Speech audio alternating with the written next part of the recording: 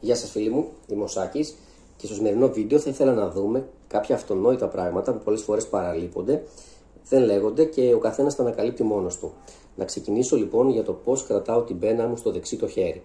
Έτσι, ένας τρόπος που συνήθως το ανακαλύπτει ο καθένας μόνος του είναι αυτός. Δεν ξέρω αν φαίνεται καλά.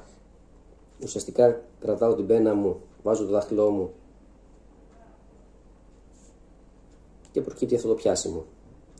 Με αυτόν τον τρόπο έχω το καλύτερο πιάσιμο όσο αφορά την πένα μου. Τα υπόλοιπα δάχτυλα μπορεί να είναι ελεύθερα είτε μπορεί να τα έχω σφιχτά, αναλόγως τι θα παίξω. Τώρα, αφού πιάσω την κιθάρα μου και την αγκαλιάσω, βλέπετε το χέρι μου είναι παράλληλα με την κιθάρα και η πένα μου χτυπάει τις χορδές. Τις χορδές δεν τις χτυπάμε κάθετα και δεν σκαλώνει η πένα μας μέσα, τις χαϊδεύουμε.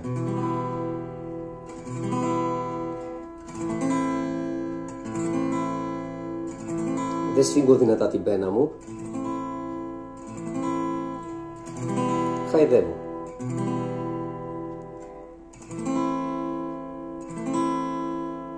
Και εδώ όταν αλλάζω μια συγχορδία χτυπάω, αφήνω τα δάχτυλά μου, πιάνω την επόμενη και ξαναχτυπάω.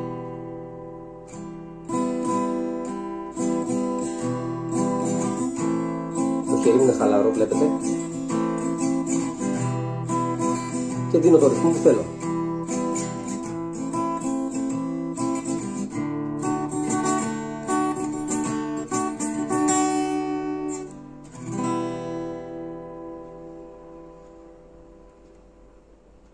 Με αυτόν τον τρόπο χτυπάω και τις χορδές μου. Τώρα, αν θέλω να σολάρω,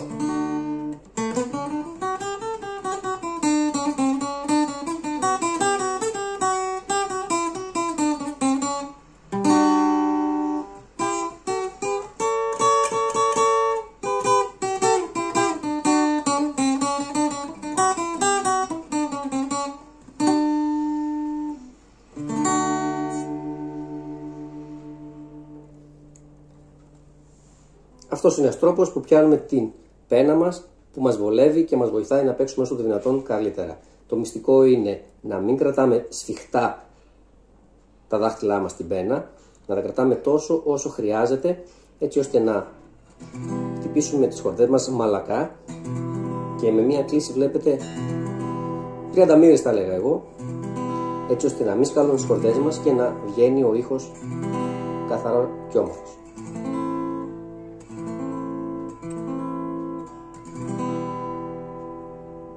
Σας ευχαριστώ που με ακούσατε.